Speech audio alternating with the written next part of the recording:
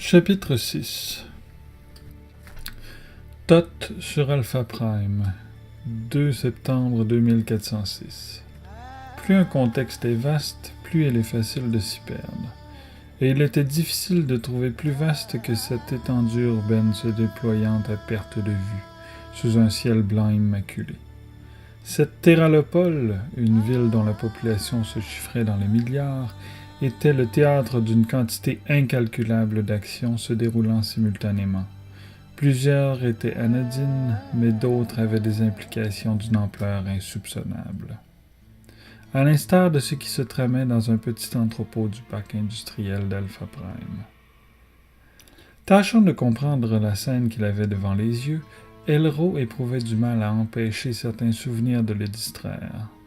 Tout ce sang répandu sur le sol lui rappelait l'époque où ses frères l'emmenaient voir ces spectacles de mutilation si controversés.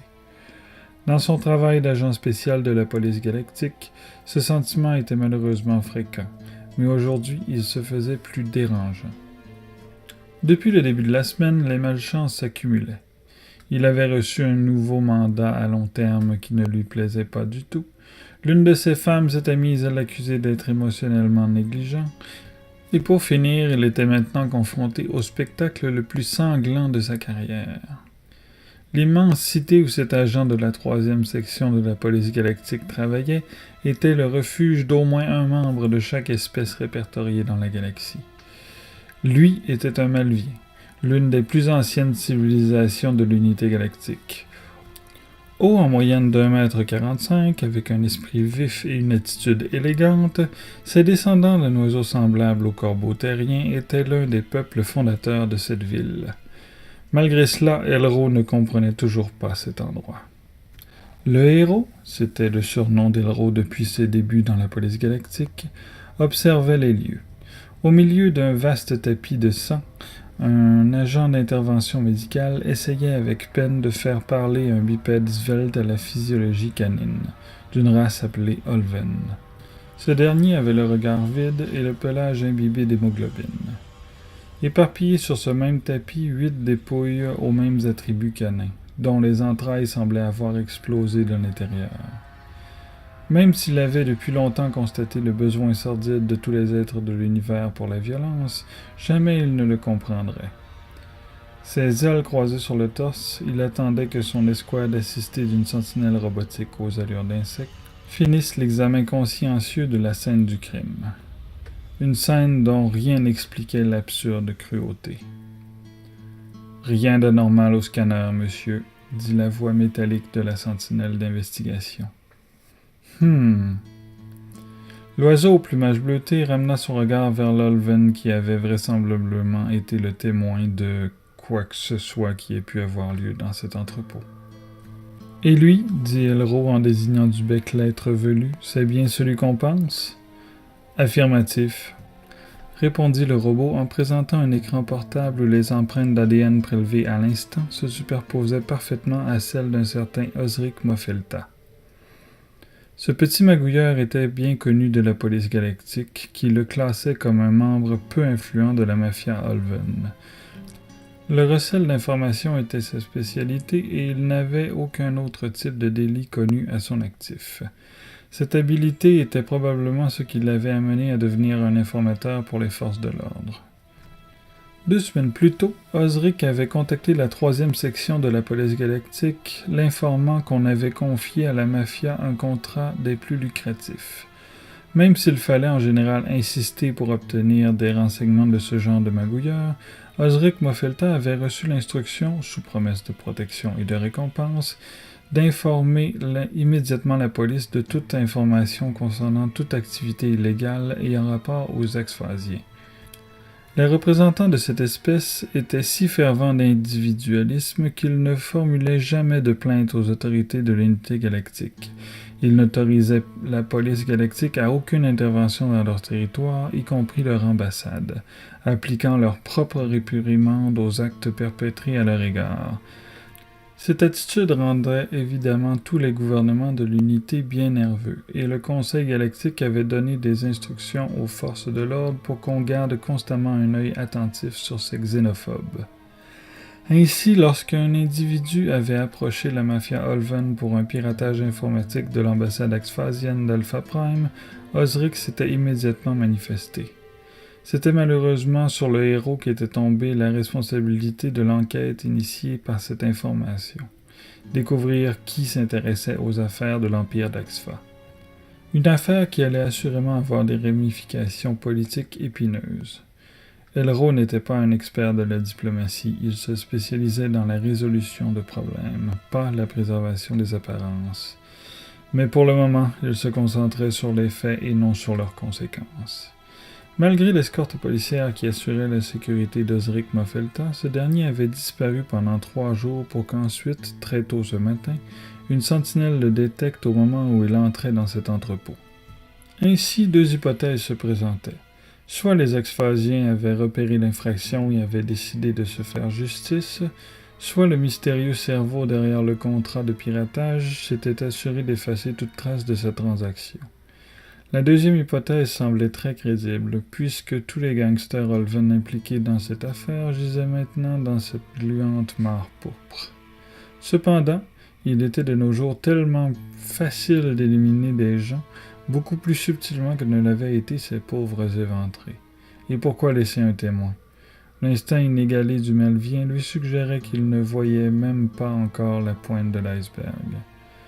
Mettant fin à cette contemplation, Elro marcha vers l'agent médical qui semblait avoir renoncé à faire parler le témoin. « Alors, choc nerveux? Je crains que ce ne soit pire, monsieur. » Le visage des Malviens était semblable à celui de leur ancêtre aviaire, mais l'évolution les avait dotés d'une musculature faciale plus élaborée et d'un épiderme recouvrant leur bec. 2 caractéristiques qui permettaient une variété d'expressions très éloquentes, comme l'interrogation qu'affichait le visage du héros à l'intention de l'officier médical. Eh bien, son état est similaire à celui d'un choc nerveux, mais il est beaucoup plus profond. En fait, ce type est carrément traumatisé.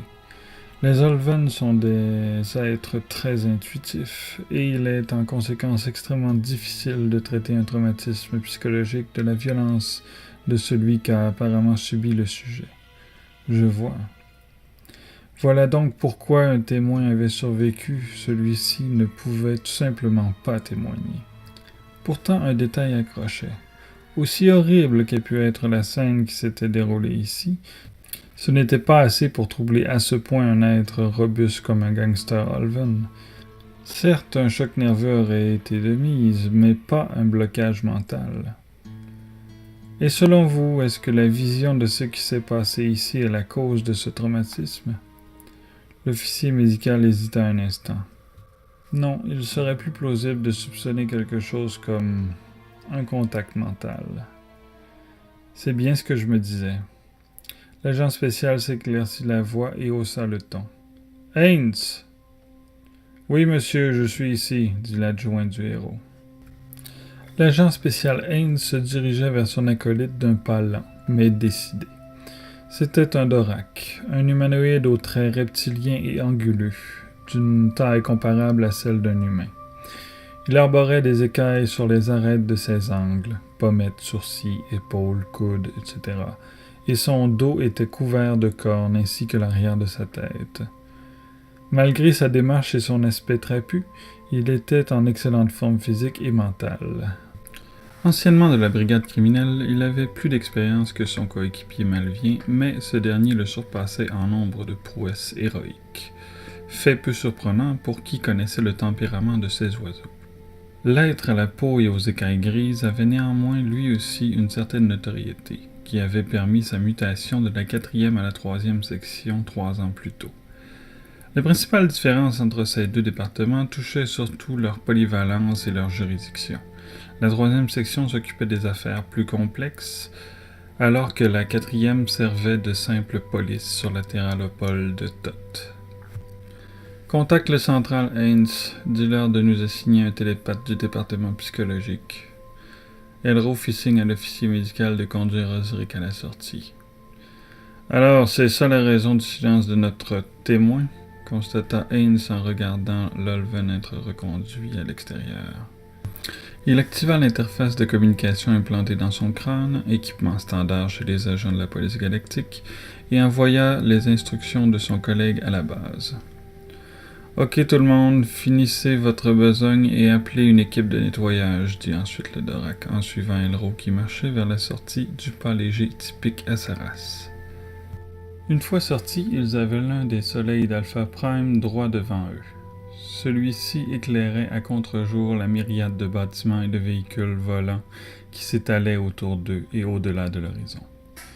Haynes, les mains dans les poches de sa veste, se tenait sur le bord du toit, où était situé le petit entrepôt, tandis que Elro s'était perché sur une poutre de la structure inachevée d'une passerelle reliant cet immeuble à son voisin.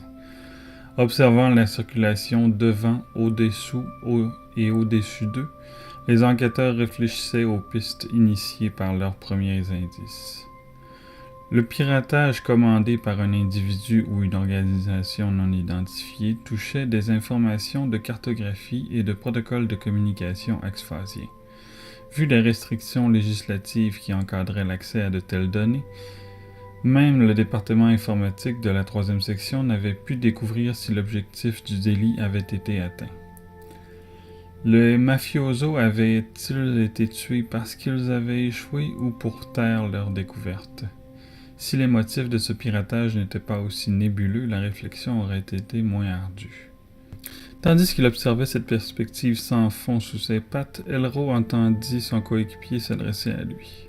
« T'as vu les actualités terriennes ce matin? » L'oiseau eut un regard intrigué. « Non, pourquoi? » « Une de leurs colonies près de l'Empire d'Axpha a été détruite. »« Les Axphasiens voudraient déclarer une guerre ouverte, tu crois? » « Je ne pense pas, mais ça pourrait franchement avoir un rapport avec notre affaire, tu ne penses pas? » Voilà un raisonnement qui menait quelque part. L'ancien criminologue était toujours au courant des dernières actualités, ce que le héros savait apprécier.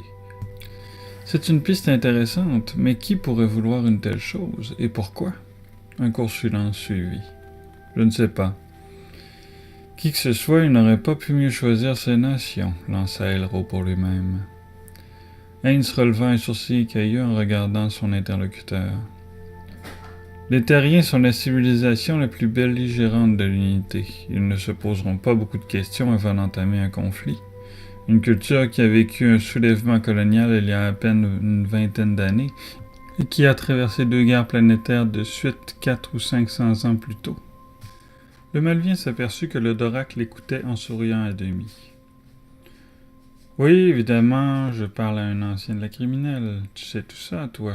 T'en as vu des humains à l'œuvre sous leurs meilleurs jours, » s'accusa Elro avec le même demi-sourire. « J'ai rien dit, patron, mais c'est bien la première fois que j'entends quelqu'un qualifier la Confédération de belligérante. Je dois admettre qu'il y a un fond de vérité dans ce que tu dis, mais je n'irai pas aussi loin. » Le Malvien revint sur le toit en quelques battements d'ailes, et le duo partit retrouver le reste de l'équipe. Peu importait leur opinion pour le moment, ils devaient décortiquer et résoudre cette énigme. La singulière scène d'horreur qu'ils quittaient venait assurément compliquer le parcours, sans manquer de remuer les tabous intimes de l'agent spécial Elro. Mais le jour où le héros cesserait d'être optimiste n'était pas encore arrivé.